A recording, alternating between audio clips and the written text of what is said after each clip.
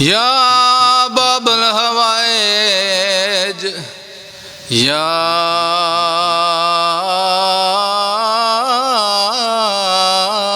हिजाबा उम्मल मसाइब तुसां केड़े जुराम च कैद हो बाबा ते तड़ी क्यों संगीन सजाए असां सुनिया है जिंदान दे विच वो नहीं लभदी बहान दी जाए ते तड़ी दियां मुलाकात किते वो देवो हथ